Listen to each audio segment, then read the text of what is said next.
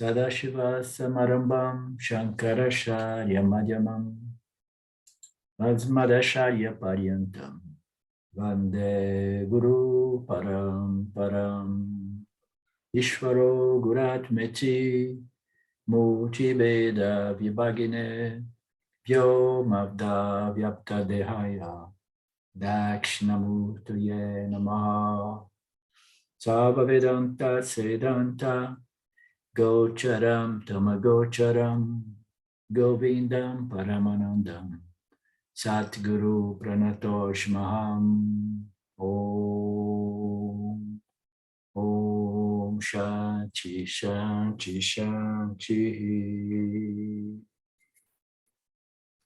Welcome everyone. We begin our satsang today.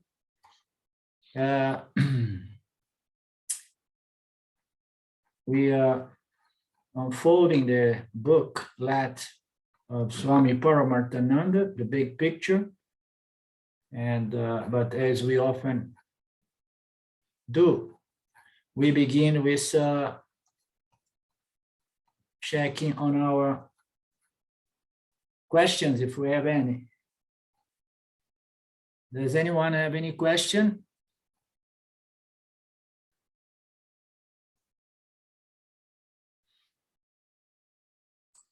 Well, you know, Arlindo, I do. You know, it's just a question relating to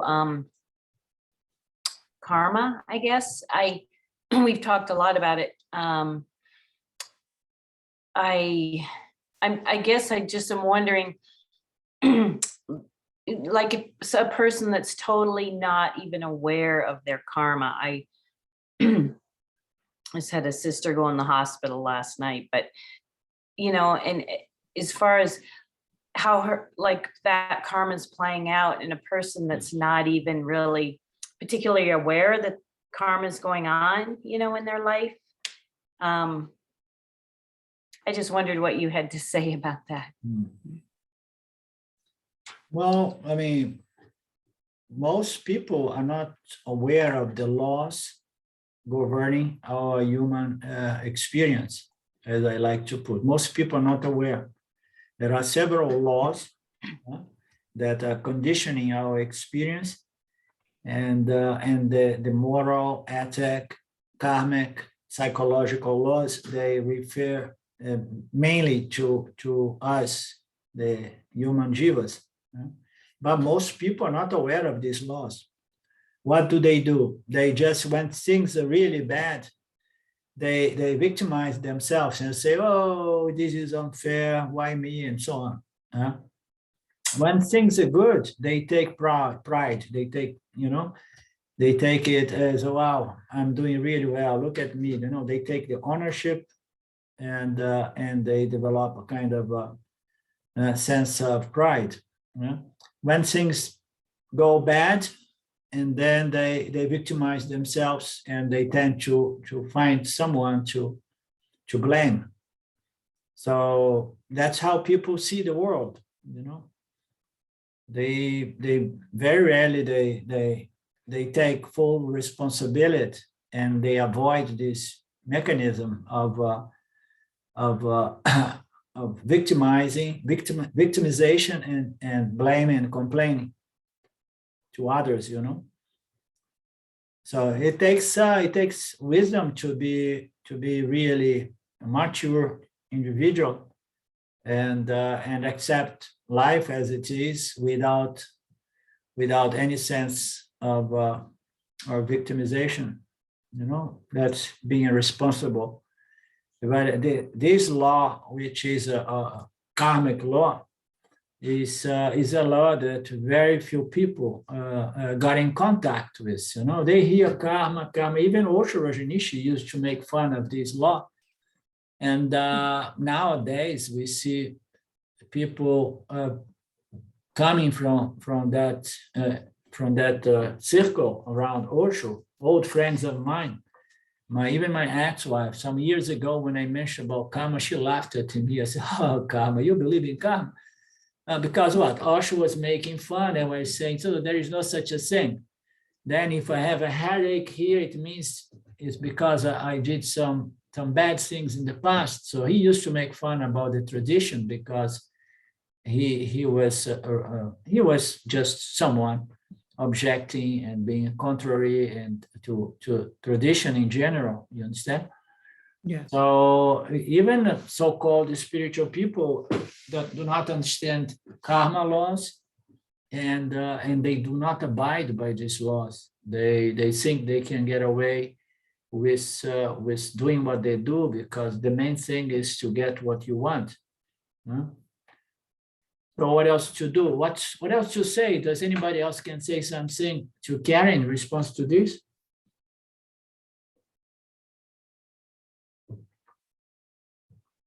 What's the karma of your sister that she's not owning? Oh, it goes on and on. But I guess I just was wondering about, like how, well, I guess her karma is still going to unfold, even though she's not aware of it, but she may not progress in her life if she had more wisdom about her karma and what she's doing to her life. Yeah. We have to remember, Karen, that everything is karma.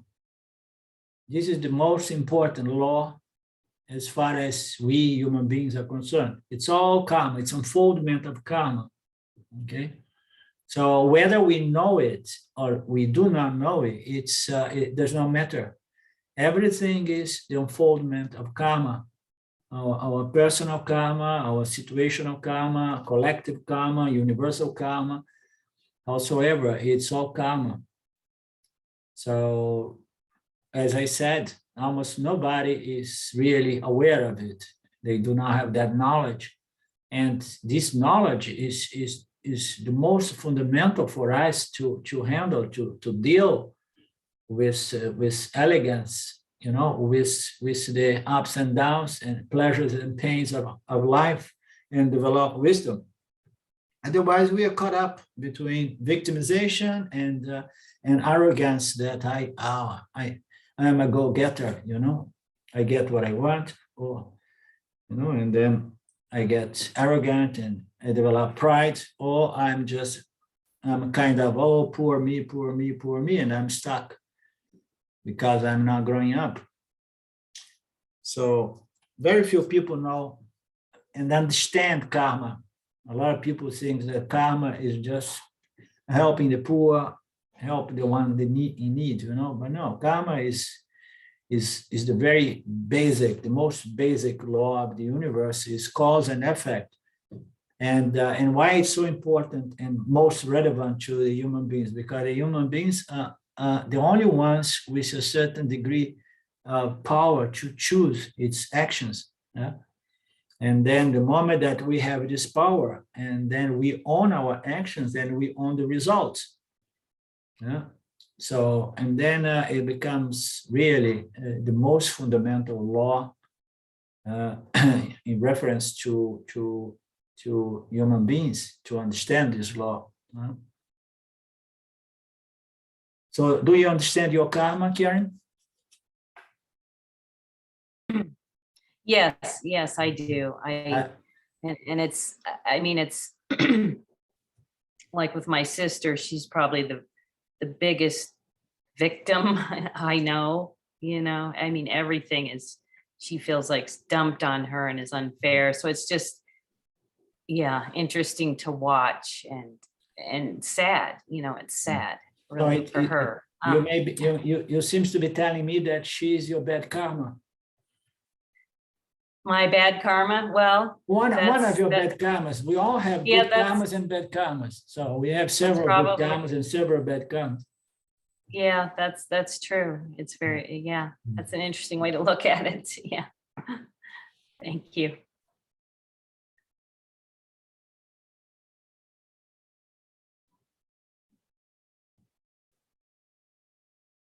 Anybody else with more insights on karma? The problem is with not understanding the law of karma is we're likely to go ahead and make the same mistakes time and time again, not connecting the cause with the effect. And this then results in basically an unhappy life, Absolutely. perhaps Well like your put. sister is having. Yeah. As the proverb says, we cannot keep doing the same thing and expecting a different result. So we need to come to a point of beginning connecting our actions with our life circumstance, our attitudes, our behavior with our life circumstance. If we don't connect that, although it's not a clear picture because it's a very complex picture, the karmic equation on the individual level is extremely complex, because everything we do, say, and we put into the field, it manifests on different times, and it's going to manifest differently because it's going to impact and combine with a lot of other data, not a lot of other actions being put into the field to bring different results on different timings. So we cannot really see the equation because it's extremely complex, but Ishvara has it all because it is the pure knowledge that holds it together and is going to deliver our Prabhupada, in its perfect timing to each one of us, making no mistake. It's like an organic, self-conscious computer, let's say. So for us, it's difficult to understand totally karma because we don't see the whole picture. We can't really say, okay, now I'm suffering this and that. So what did they do wrong to bring about this result? So no, you did many things. It is about the way you feel, your attitudes, your emotions, your words, and it's over time, again and again. It's going to keep producing or fructifying but it's very complex. It's extremely complex, the karmic equation on the individual level and the collective level. So we need the scriptures to understand the basis of this law.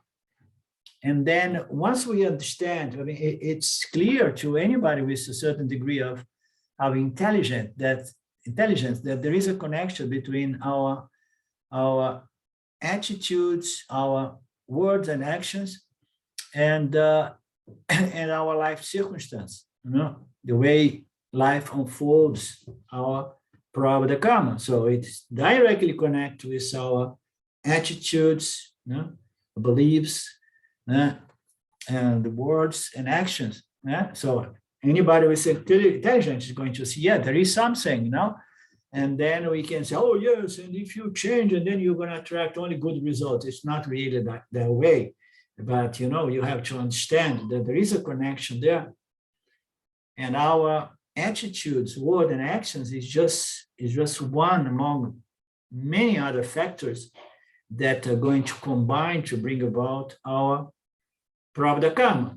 If we don't really get this larger picture, that we don't really clearly have it, and then we start getting in trouble. Say, no, now I understood karma, and I'm behaving very well for 2 weeks, and I'm still having some trouble, No.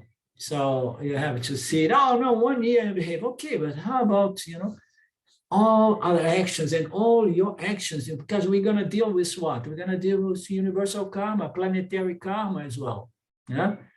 So no, I was so good, and now there is this asteroid coming, hitting, and going to bring life to extinction again on this planet. So, and I was my whole life doing my spiritual work, and now I want to get enlightened and ascend, and now comes this asteroid as an example, So who knows? We are not this body mind. If we lose this planet, so chances are that all these souls can easily find, Shwara can find other stages on which these souls can carry on their work, So we need to develop a certain understanding that takes us to another step, which is an intelligent sort of trust. You understand? Shraddha, you have trust that all is all right. Why? Because Ishvara is pure, limitless intelligence, and it knows what it is doing. You understand? It's just unfolding the planetary or cosmic karma of beings, let's say, on this solar system. So, as an example, you understand? So we need to expand our perspective, although we don't hold the details, all the way everything gets connected, because everything is impacting everything else. Yeah? We see it on certain level of these people in power of the world. They make a statement on the other side of the other corner of the planet, and then it impacts the economy and all stock markets all over the world. And then another prime minister says something in opposition, and again, time things a little differently as a result. So we know that people with influence in the minds, the collective minds, they have a huge impact on certain levels, political, social, economics. So there are a lot of things happening in the world that are somehow bringing about our collective planetary karma, so to speak. Planetary. What's the karma of this planet now? Human beings as a species. So we have to understand that Ishvara, he is the perfect knowledge. He holds this equation in place. And whatsoever is coming as our Parabodha karma is exactly what is meant to be, even if it's our extinction from this planet, No. I don't know if you guys ever heard about the sixth mass extinction. It's a theory that says that maybe we are already in the midst of the sixth large mass extinction on this planet. I don't know, but some people puts it a little bit on their way. And if that is to be so, it's not a big deal. Why? Because if it is happening, it means that it better happens this way, It is happening. Oh, no, but this is wrong. So Ishvara has made a mistake. No, if it is happening, it's because it's meant to happen. It's perfectly that way. And how you know? Because it's happening. You understand? Because it's happening. If it's happening, oh no, what kind of logic is that? It is a logic based on the fact that Ishvara, the creator, the maintainer, knows everything because he's made out of pure knowledge. And anything that he brings about as the planetary life or karma or Parabodha karma or circumstance, is exactly what is necessary at this point in time, because it's the result of all our actions put together. You understand? So it's all good. But we need to understand it on a certain level, which is not the detailed level of micro, vision or micro management. Oh yes, Jesus, it was because of Jesus. And then, oh, now I have this toothache. No, it's overall understanding, which is more like a wisdom that brings about a trust that Ishvara knows better than all of us. There is no jiva that can understand really this karmic equation of life. Do you understand, Karen? Yes, I do. It's a bigger picture than we can see the whole picture of, but. And what do you think of your karma, your own karma? Are you enjoying your karma, your Parabodha karma? Sometimes I do, sometimes I don't. Yeah. Yeah, I know how it is. Yeah. Yeah. Working on it. Yeah. We need to remember that everything that's happening is perfect, because Ishvara is perfect knowledge. Isn't it, Elizabeth?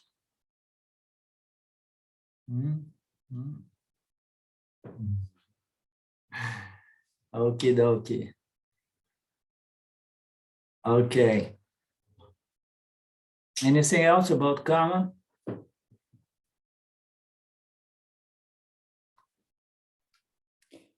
I also have around people that have difficulties, and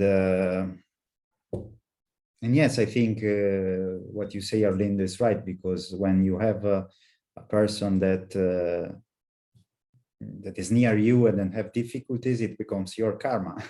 It becomes a bad experience for you, and sometimes, and of course, this person, if they are not ready to understand that you don't control reality, and that everything is in his hand, this is hard to understand. They have to be ready to understand, and when they are not ready, you cannot do a lot about it. But you can work on your karma, maybe. Yeah.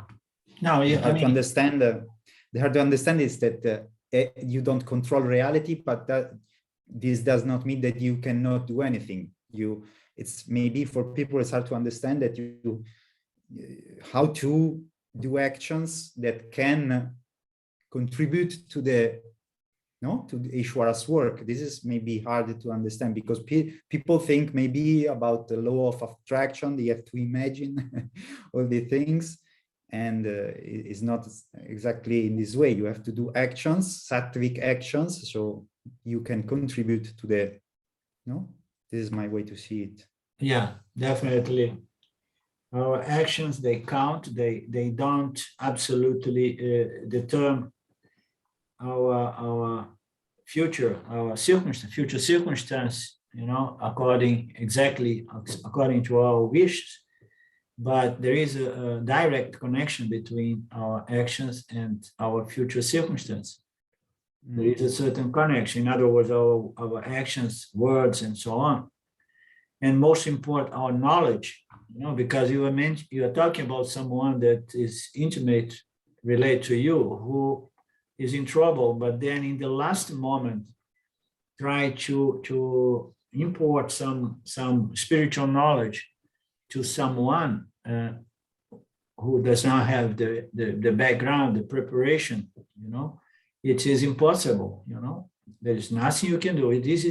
This spiritual wisdom is something that we have to work on during our life and gradually, grow with it. So a lot of people, when they experience, I was asking Karen before, just make it, I say, are you enjoying your karma? Because usually people think as well, the karma is doing action to help the poor and the ones in need. And karma is also when we are suffering. And I was asking Karen, how are you enjoying your karma? Meaning to say karma is our life circumstance. And we have good karmas at play and bad karmas at play. So people do not understand. They think karma is just to be suffering. No. So you have been enjoying and you forgot to be grateful and to the good karma you had so far. Now it came a little bit of papa, and then often some of the people, they get a little bit upset with Ishwara, you understand? And then they turn against God and so on. And some of these people, when they are facing incredible adversities, and then they try to go back to God when they see, especially when they see that they may lose their body. And you see, it's better go back to God because I need to make sure that I don't go to hell. So even that it's impossible in the last moment. In the last moment, you cannot establish a proper relationship with Ishwara, just because you were afraid of going to hell. It's not going to help, you understand? Because you have to build it. So this spiritual knowledge is the most important, the most fundamental. And if the world today is the way it is because we have been growing technologically. Science is growing, technology is developing, but spirituality is shrinking. It's shrinking. We have more and more a dharma somehow conditioned our society, let's say. So it all boils down to spiritual ignorance, spiritual knowledge. And since we cannot make anybody growing spiritually, we better stick to ourselves, and we will work on ourselves on growing spiritually, because the more wise, the wiser we become, and then more we affect people around us in a positive manner, So that's all we can do, to improve on ourselves, to grow, to realize and leave behind a positive impact in this difficult place called our planet Earth, as it seems. Some say that there are other yugas in which year is very nice. I don't know. I just remember this incarnation, and I know that it's there is a lot of force at play here, and life is not really easy. You need to really be very strong, and determined to grow, navigate through life, and grow spiritually, giving more to the field, and forgetting about doing things just for my self-centered reward. So no last moment miracles. People cannot be transformed, not even at their death's bed. Nobody will ever be transformed at the death's bed. But maybe, Arlindo, it's possible that if we work on our karma, we maybe indirectly or somehow in the big equation, we can help also others if we work on ourselves. So maybe in a certain degree.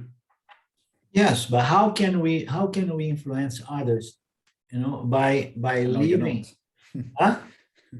You cannot really directly maybe influence others, but if you work on your karma and you work spiritually, maybe on your pain, and you work on it, maybe it's also create some good karma also for others, or indirectly, so maybe. The only way we can have a positive impact on the people around us is living our lives from a wiser stand or platform. When we are wiser, when we are more balanced, more more, I would say, more generous, more loving, but genuinely lovely. The thing is wisdom. It's easy to see people who are wiser than you. And then when we are wiser, and then what it does to others, it may or may not inspire others to grow in wisdom as well, So if you grow, you may have a positive impact, because you're going to inspire others. First, they are going to be curious to know, wow, Claude, you have changed so much. So I find you much more balanced, and loving and centered, and less irritable, and I can see that your mind is sharper and more clear. And so what have you been doing? And then you say, oh, I'm not going to talk to you about that. You have to say like that so that they become really curious. You say, no, I don't talk about that. I keep it for myself, what I do. Oh, no, please talk to me. Tell me what you have been doing. And then you go in the kitchen, make that pot of coffee, keep it very hot. And then you serve hot coffee to the person, so that the person cannot just sip the coffee and go away when you start really saying why you are improving, why you are becoming an inspiring human being, So it's our life. The way we live is what counts the most, less than our words. So by demonstrating that we are wiser, and we are not only wiser, but people look, because everybody does, but that's because everybody wants to be happy. And then if you show that you are happy, you are satisfied, you're okay with more or less whatever life brings to you, you know. And then others say, wow, there is something about Claudio. So now things are really happening and he is really bad. He's having a certain disease and so on, and he's happy. He does not even mind if he dies. You understand? And then people are going to see, wow, happiness is possible, and even in bad, extremely challenging circumstances. Don't there is something to it? It's real. Spiritual wisdom is real. You understand? So that's the only way we can have a positive impact on people, Claudio. Yeah. Okay? And it is her, the other person's good karma to have somebody wiser than the other, than her or him. Yeah. You know, it's her good karma to be in association with someone who is wiser. You understand? And then I can pick on something, or at least get inspired to find out why. Yeah. Mm-hmm.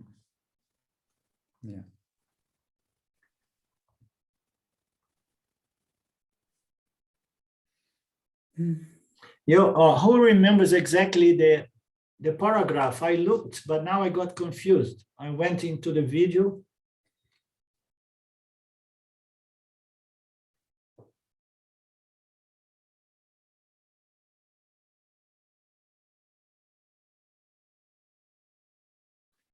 Shifting identification, we have covered that.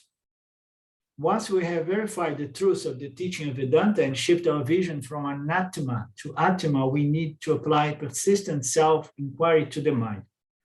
That of pure consciousness. The self is not outside.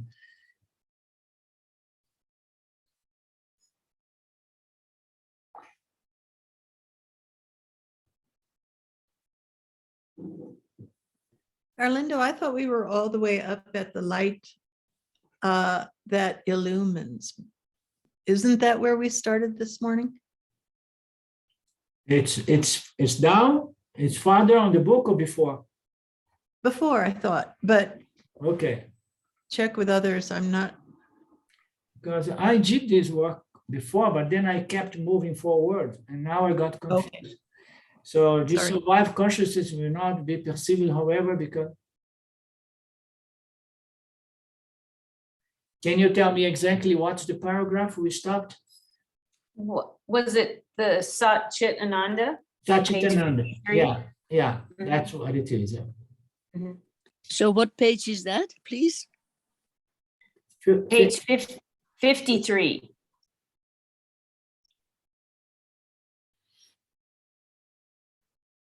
We haven't entered Satchitananda, right? No. Yes, now I remember. Yeah, that's where. Yeah. So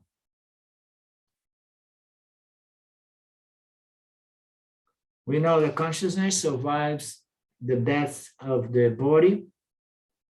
It exists prior to the body. This surviving consciousness will not be perceivable, however, without the aid of the body-mind. However, because the reflecting medium of the body-mind is not there. Satchitananda, since consciousness is not dependent on the body and survives after the death of the body, we may say that it is immortal and unlimited by time. So it's not bound by time. Why? Because time belongs to the body. Yeah? Time belongs to the body.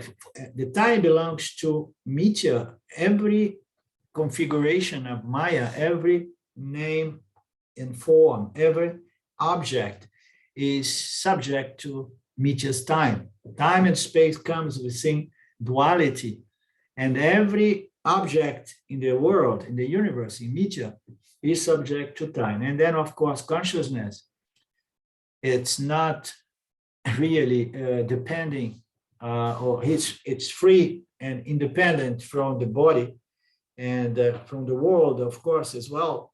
And therefore, it's not subject to to the limitations imposed by time, which is the most difficult limitation as far as human beings, because we like to, most of human beings, we like to live forever. Huh?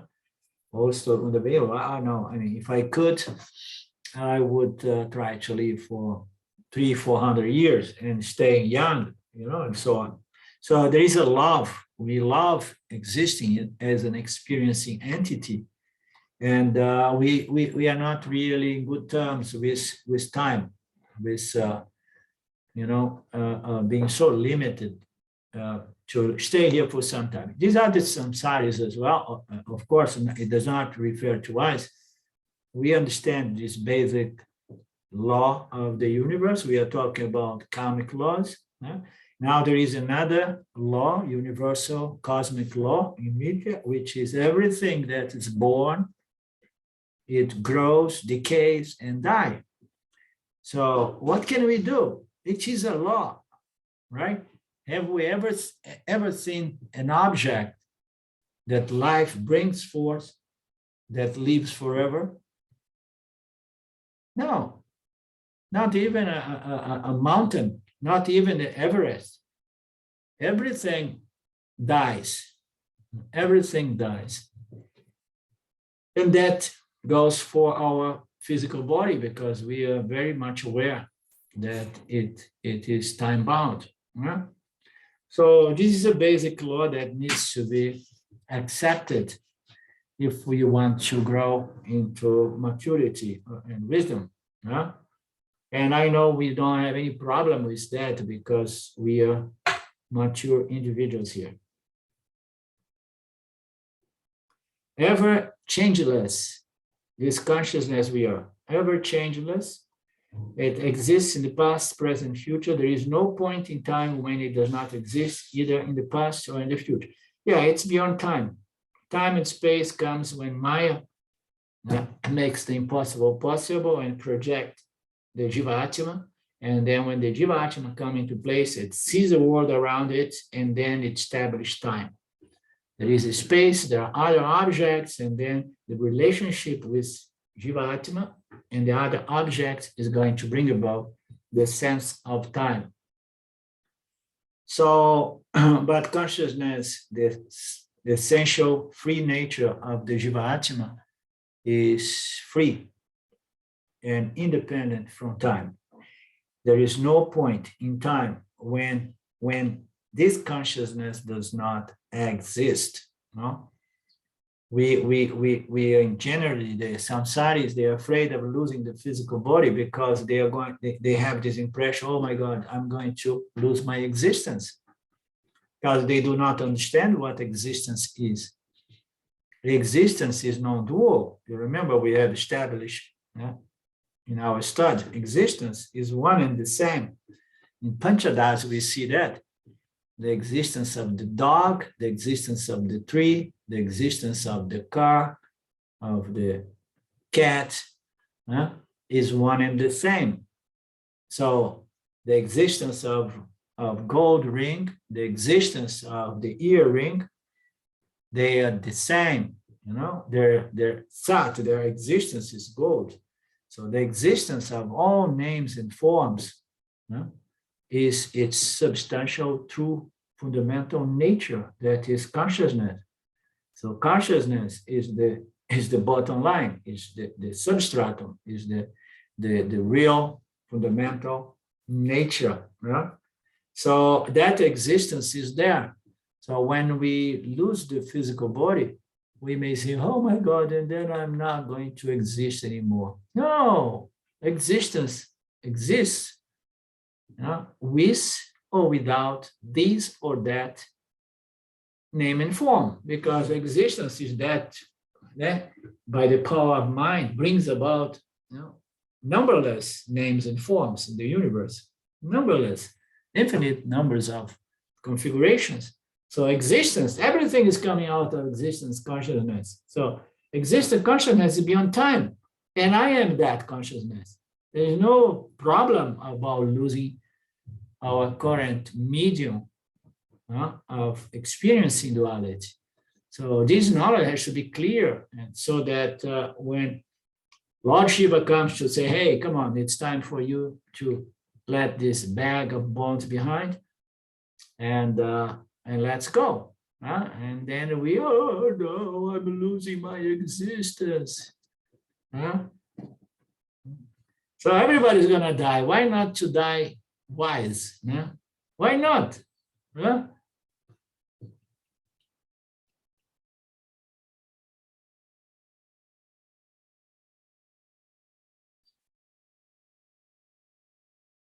This consciousness is Sat, meaning existence, being, reality. This consciousness is the very ground of existence. It's from where every name and form just keeps, coming out.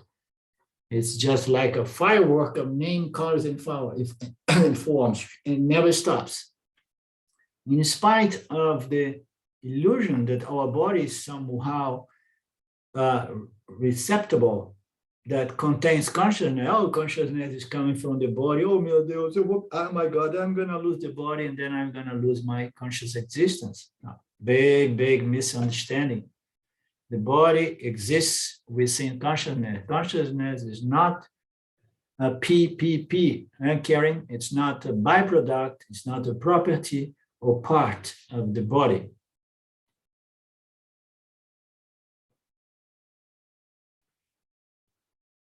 Deeper inquiry reveals that consciousness is not restricted by the boundaries of the body as well. We know that. Consciousness is just all over the place. It is somehow pervading, and actually it is, pervading is the word, pervading the entire physical body and make the body sentient. Okay, we sense our body, and actually we sense pleasure and pain through our skins. And we can see that the body is a dynamic organism that keeps repairing itself. So consciousness is doing that by the medium of the subtle body. And it appears as if it's limited by the boundaries of the body, but we know that no.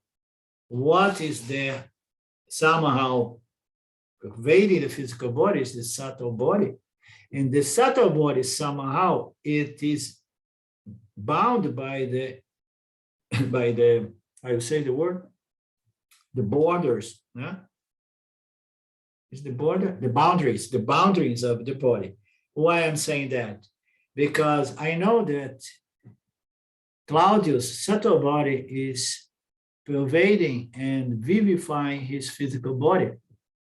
And Claudius' subtle body does not have the possibility to overflow. I mean, here I see that Karen is next to him, and then his subtle body goes and it's too full. The body became too small, and then it flows, and then it goes and starts pervading his girlfriend, for example, in the middle of the night. No, it does not do, because the subtle body is there. It's really like that. It's the really wedding between the subtle body and the causal body.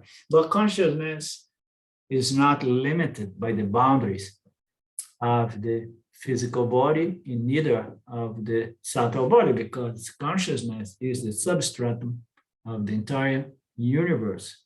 That says a lot about our limitless nature.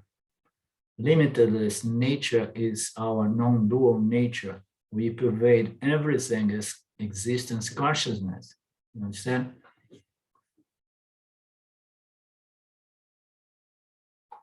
It also means that this conscious existence is not limited by space. So space is the most fundamental element, primary element.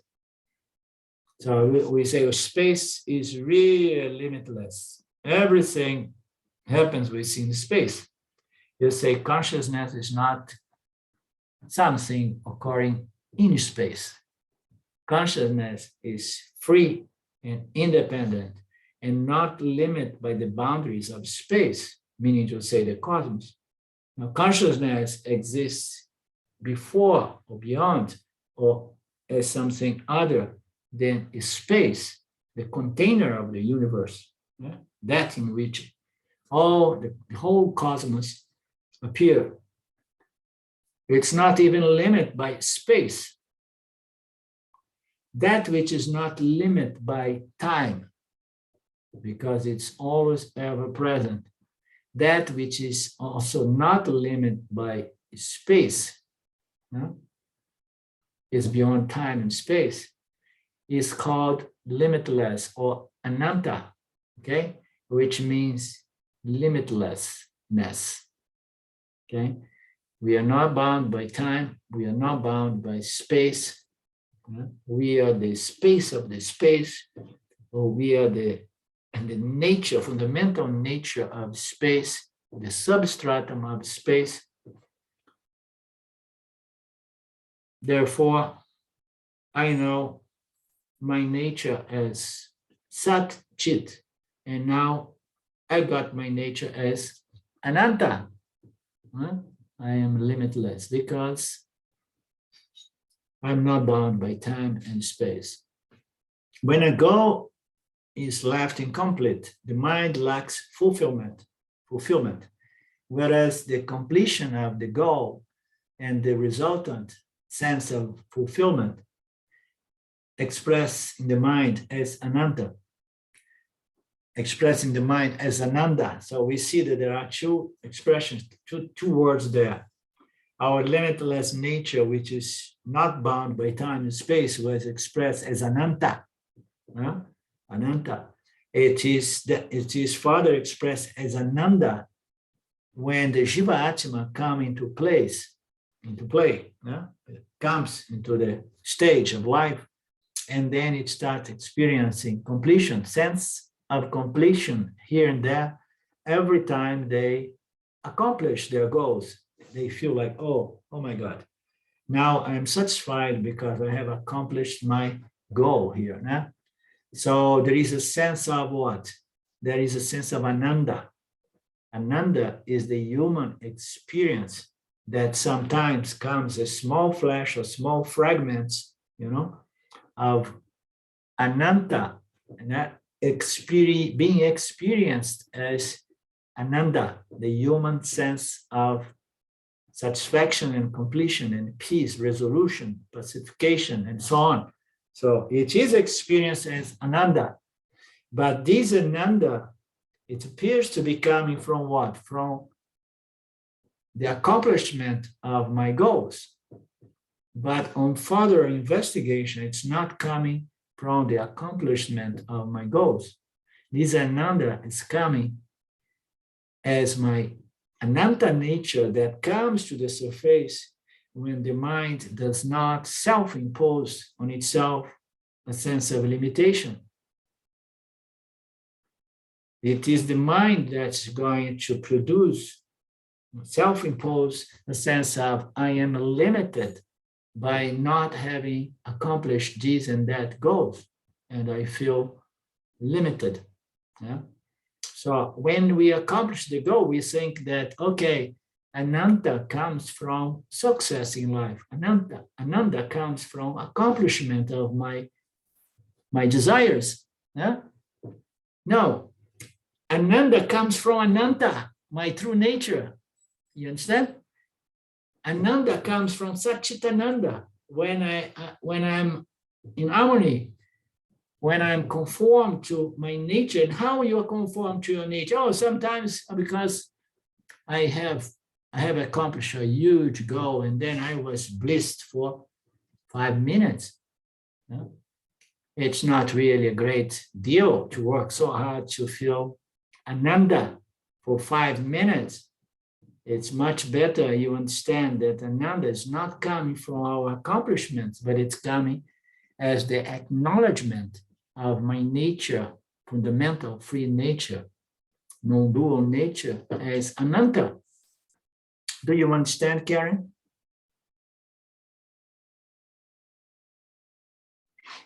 It's yeah, I've always been a little confused about the difference between those two because it's a subtle difference. But I guess Ananda is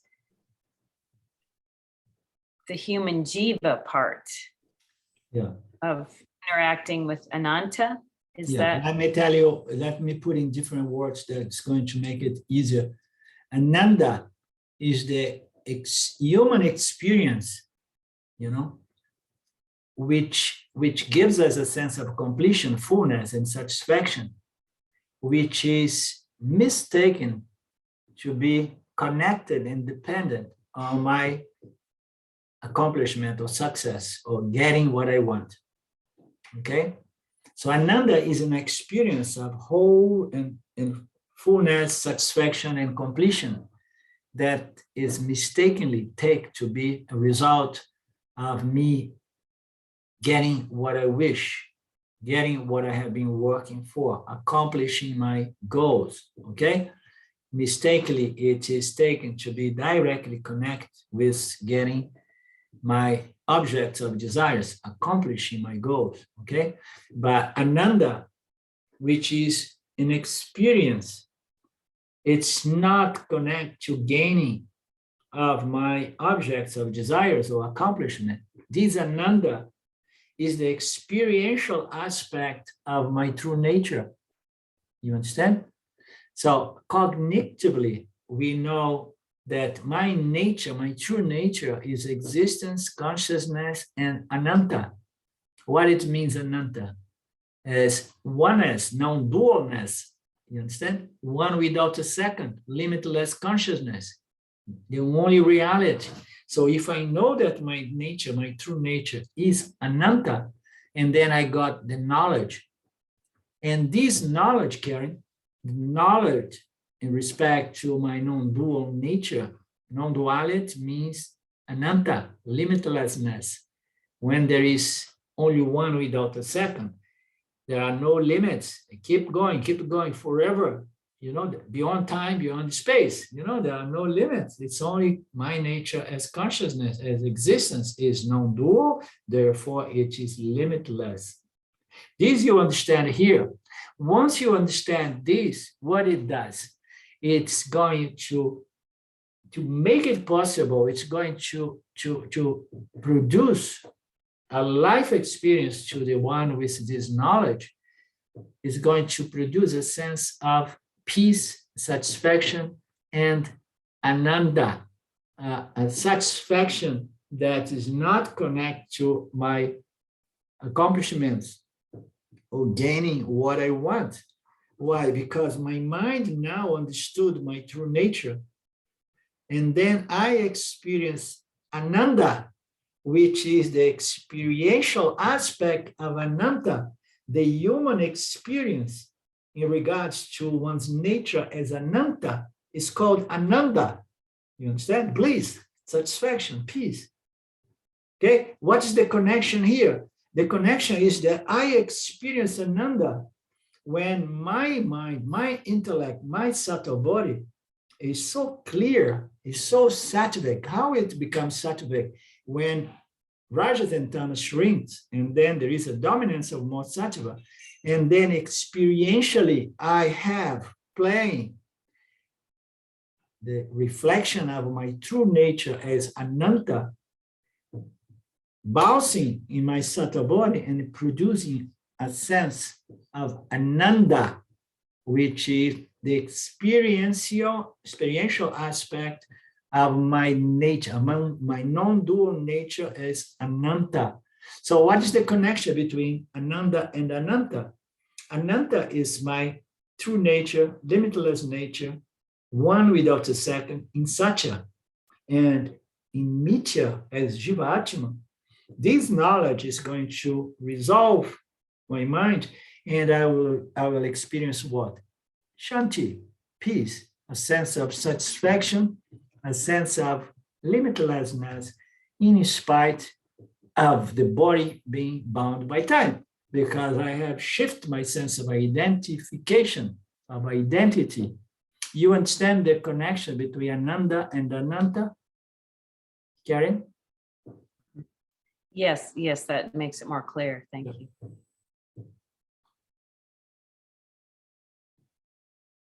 That's what we say. So if we want to experience Ananda, we can go, trying to accomplish many goals in life. Every time we have accomplishments, we experience a certain satisfaction or mental resolution or classification, but it does not last much. Okay, because the mind is not resolved, is not truly pacified. It just has accomplished one of its desires, but desires and aversions are going to be there. And that sense of satisfaction fades very soon, right? So how can we live a life permeated to a large extent by Ananda, by having a mind, a reflector, a reflecting medium, properly resolved by the means of self-knowledge, the understanding, the firm and clear, and hard, knowledge in respect to my true nature as Ananta. So that's the only way we can enjoy our passage here, in spite of the limitations, in spite of the Prarabdha karma on the personal and collective and planetary level.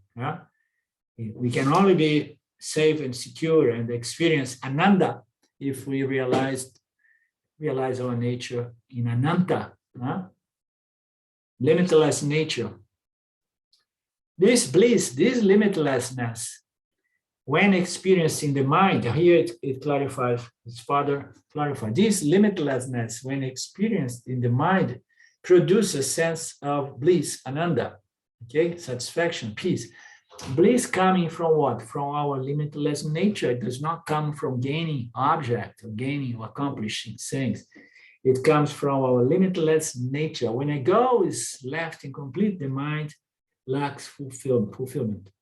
On the other hand, a sense of limitation is experienced in the mind as dukkha, sorrow, every time we have desires which are not accomplished, incomplete desires. This is one of the predominant states experienced by one who lacks self-knowledge. And there is no way. You understand, Claudio, nobody is going to solve this sense of smallness and incompletion and dissatisfaction and inadequacy and, and why me and so on. Only self-knowledge is going to solve this problem. Ignorance robs the person of the satisfaction and bliss of its own nature. How amazing Maya! Maya produces duality, and then duality is going to produce avidya in the human intellect. And this avidya is going to rob the person of the appreciation and satisfaction of its own bliss, its own nature, as bliss. It robs the person of the satisfaction and bliss that comes from the recognition of one's limitless nature as pure consciousness. Well put. So we want to have Ananda, we need to really get clear about our limitless nature as pure consciousness, existence. Is there any way around? Is there any other way out? Any other solution? Maybe there are some accomplishments in life that could establish the mind forever blissful, but I don't think so. A lot of people are still trying. I have a lot of my student friends in Brazil that still are trying both ends, trying self-inquiry and self-knowledge, but trying to find a perfect accomplishment that permanently resolves the mind in Ananda as Ananda, or vice versa. So maturity is to come to this final understanding that there is no accomplishment in life that will ever resolve my mind, resolve my human condition. I was robbed of the happiness and bliss, which is inherent to my true nature. But I took my body to be my true nature, and I forgot my nature as limitless consciousness. And this misidentification, this misunderstanding is going to cause suffering, samsara. Right? The nature of the self is therefore Satchitananda, which means beingness, consciousness, and bliss. The self, Atma, pervades completely the three bodies, which are themselves inert and insentient, anatma. Every being we encounter might be seen as a mixture of the two, consciousness and matter. So everyone, everything, even a stone on the way, even the inert beings, everything is this consciousness. And even if the consciousness is not shine, the being is going to appear as matter, but make no mistake, in that stone, there is consciousness and matter at play. You understand? Everything, every object, not every being. Here's put every being we encounter. Every being, even the inert beings, even the inert objects, everything is a combination, a mixture of consciousness and matter, okay? And if consciousness is not shine, don't be deceived. Consciousness is shine as the existence of all inert objects, okay? Okay, you have a moment to finish this last paragraph. Generally, when we use the word I have to go, Arlindo. Ciao. Sorry. Okie dokie. Ciao, ciao. When we use the word I, we refer to the reflecting medium, anatma. At any given time, I may refer to the gross body. Yeah, I am fat, I'm this, I'm that, tall, short. And the subtle body, I am happy, I am sad, I'm depressed, or any one of these 5 sheets, as we know.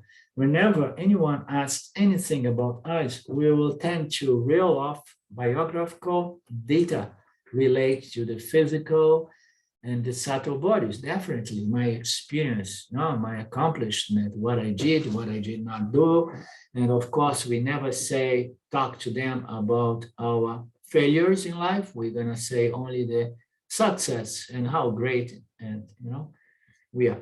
So this is the ego, a self-image, that somehow wants to look good before the world.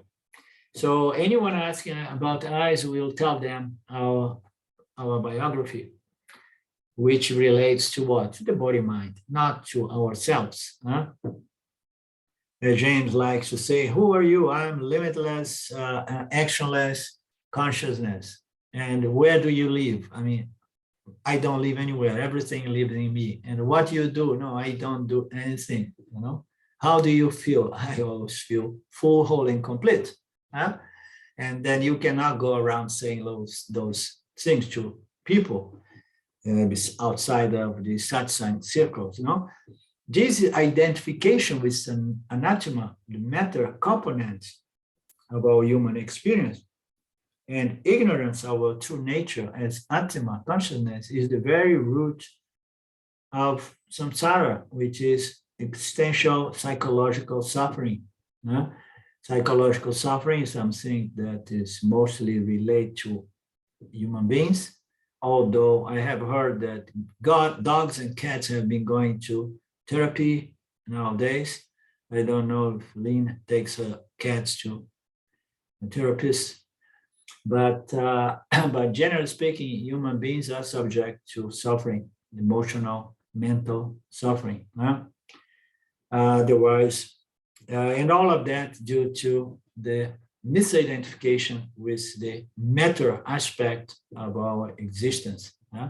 We have everything is a mixture of matter and limitless conscious existence. The misidentification with our matter aspect, forgetting our existence consciousness aspect, is what brings about suffering. Okay, so we begin next week from shifting identification.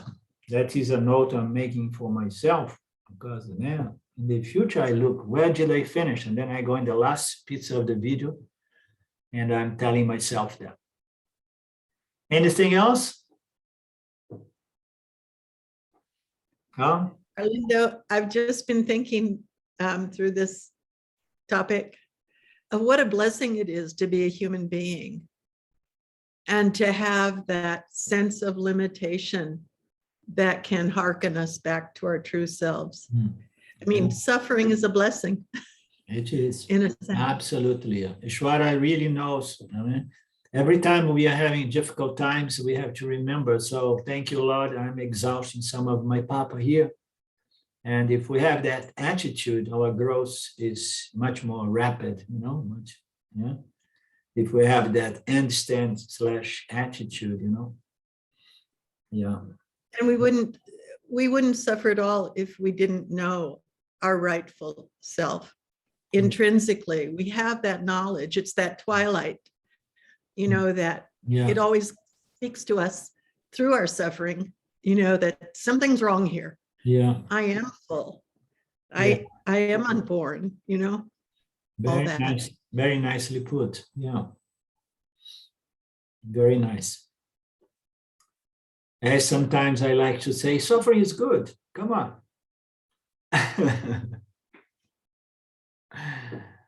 Okie dokie. Om Purnamada Purnamidam Purnamudachyate Purnasya Purnamadaya Purnamevavashishyate Om Shanti Shanti Shanti. Thank you, Lord. Thank you, my friends. We meet again next Monday, Ishwara willing. Okay? Love, love, love. Big hug. Okay, thanks. Bye now.